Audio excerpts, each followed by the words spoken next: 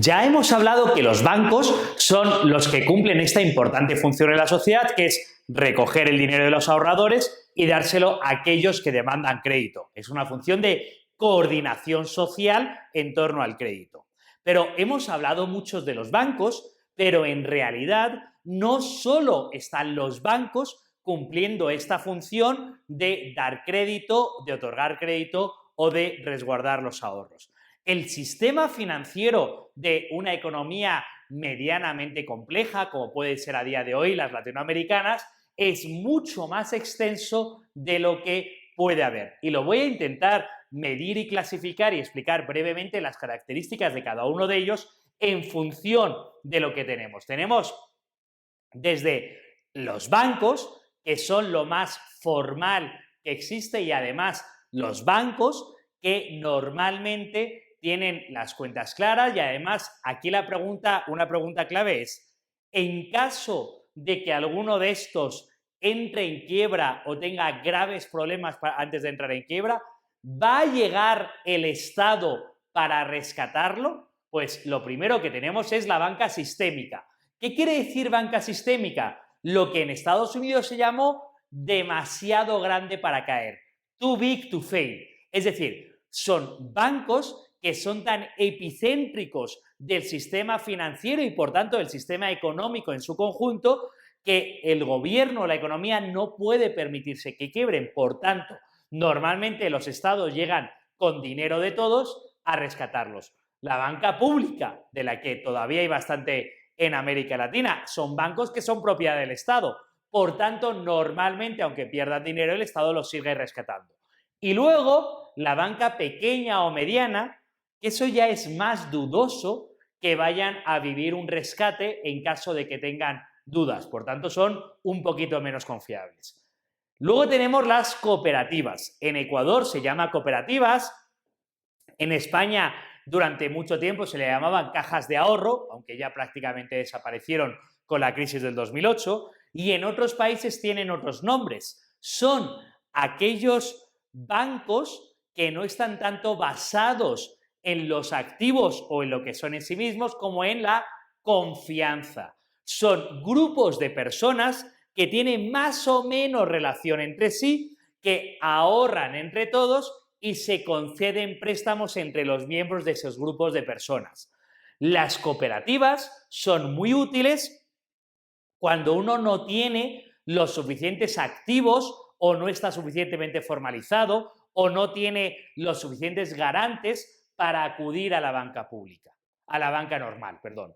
Lo que tenemos que entender es que en el sistema financiero hay distintos tipos de bancos o distintos tipos de empresas o distintos tipos de organismos dentro del sistema financiero, porque hay distintos tipos de necesidades. Igual que en nuestra sociedad no solo hay un tipo de tienda de ropa o no solo hay un tipo de tienda de restaurante de comida, y claro que todos necesitamos ropa o comida, pero nuestras necesidades o deseos son distintos. También las necesidades o deseos para el sistema financiero son distintas. La banca no va a conceder un crédito a alguien que no presente garantías, avales o un plan de negocio. O mejor dicho, no debería conceder ese crédito, porque ese crédito es de dudoso cobro y la banca no presta su propio dinero. La banca presta el dinero de sus depositantes. Por tanto, tiene que ser muy cuidadosa y por tanto te va a pedir garantías, avales, historial crediticio. Pero no todos los miembros de la sociedad están formalizados o tienen esas garantías, avales o historial crediticio. Para ellos existen las cooperativas, que están más basadas en la confianza interpersonal. Oye, en este lugar nos conocemos entre nosotros. Oye, todos tenemos una profesión parecida. Somos parte de la policía, somos parte del ejército, somos parte de los profesores de colegio. Nos conocemos entre nosotros y, por tanto, nos ayudamos en un sistema de ahorro común y crédito común, y por tanto sirven las cooperativas. También en nuestras sociedades hay mucho crédito. Esto es lo que se llama ahora shadow banking o banca en la sombra.